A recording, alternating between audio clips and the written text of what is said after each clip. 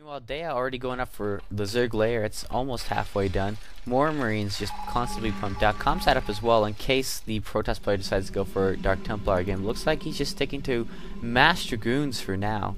Zerg player still at the tier 1 tech, not mining gas at all. Looks like he's just going for the two-hatch Zerglings all the way, putting a sunken colony. See, you wouldn't have to waste a drone and resources on this sunken here if you just move that one over there.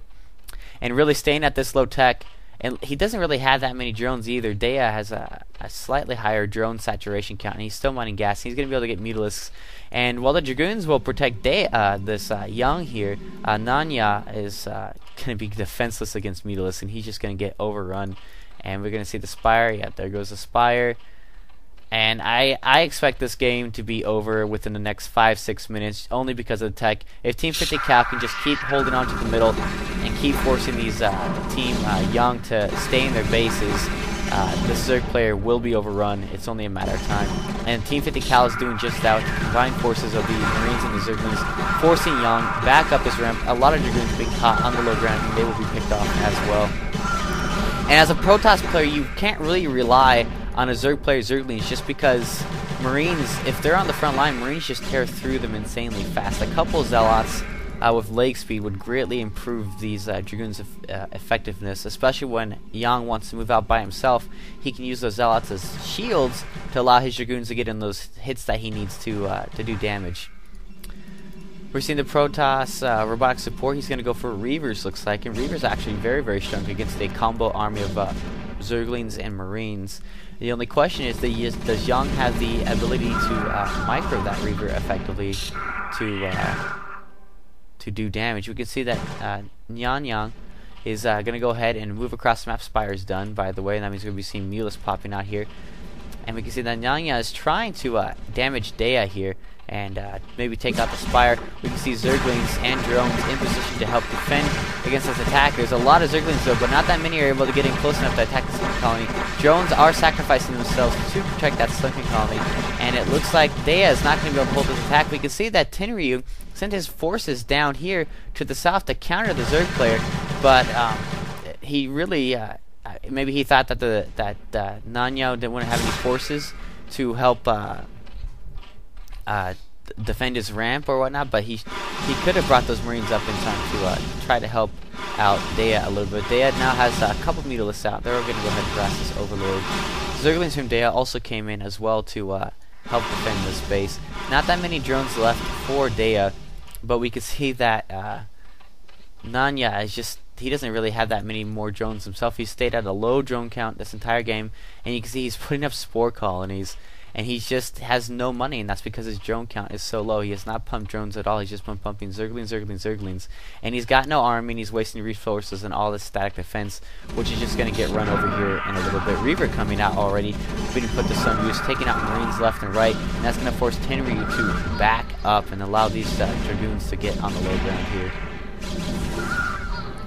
With that siege tank out now, not to mention Mulus in the air, they should be able to take out that Reaver if focus fire is applied. No siege mode yet for the siege tank though. You can see the Marines are in there, and they actually sniped that Reaver. Very poor control by Young, moving that Reaver out in front in range of those Marines, and letting his Dragoons actually prevent that Reaver from retreating. Nyana trying to come in and harass again Dea's ramp. Not going to be too successful. Mutilisks have spotted them across the map. They are going to pick off the siege tank. Just a little bit careless by Tenryu, but he's got two more, and they're helping clear up these Dragoon forces. And really, there's nothing even protecting Young's mineral line here from the Mutilisks. Now we can see these Mutilisks coming in. They're going to help out as best they can. Nice little bit of Mutilisks micro going on there. Now Medic trying to help block the ramp there as well. Nice, cute move by Tenryu to hold that ramp. Siege mode activate, and now Medic goes down. Now actually these forces are going to get cleaned up, but Team Young has no army whatsoever. Very low Zergling count, very low Dragoon count. Dea did get hurt, but you can see he's quickly replaced his drone count, and he's back in the game with he'll be back into the game with a much larger force of Mulus. As you can see, them morphing out of their eggs here very, very soon. Tenryu has been massing it back at home with his 4 racks to factory build here. and they'll just be able to continue to keep the pressure on Team Young. Team Young now moving in, going to try to take a hold of this ramp. Might be able to snipe this Overlord as well, which since Dea's already at a food cap, he doesn't want to try. He doesn't want to lose that Overlord if he can help it. And now Mula's coming in. They're going to start really, and that's a lot of Mulas. They should be able to take out these Dragoons no problem. These Dragoons, even though it says 20 damage, Mulas are considered a small unit, and so Dragoons actually only do 10 damage per shot to Mulas. And you can see that these Mulas are going to go ahead and just go toe-to-toe with these goons. And actually, Tenryu is moving in to support his ally, but really not necessary. Drones coming off the line, and it was more than enough to overrun the Dragoons.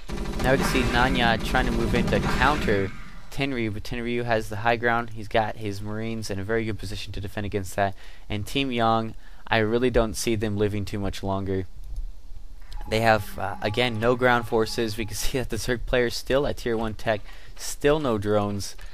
And he's just going to get run over because medics with STEM and oh my goodness, Tenryu is in a much stronger position. He could easily take out the Zerg player by himself if he just messed up the forces. But he just wants to take out Young. And really, if they take out Young here, non-Young will be easily the takedown as well. Still nothing protecting those probes. I don't know why Dea hasn't moved in yet with those Mulas to take out some probes here. I guess just mopping up the rest of those Zerglings before moving in. Two Siege Chinks looks like they got picked off by the Dragoons on the high ground. And Scourge spotting for the Siege Tank. And slowly these gateways are going to be taken out. And Young trying to be cute here, moving his Reavers on the low ground. And then totally ditching them. And that shuttle's going to get sniped by the Scourge. And now that's Reaver going to be trapped on the low ground here. And this guy's just going to be chilling out on the top there, not doing too much.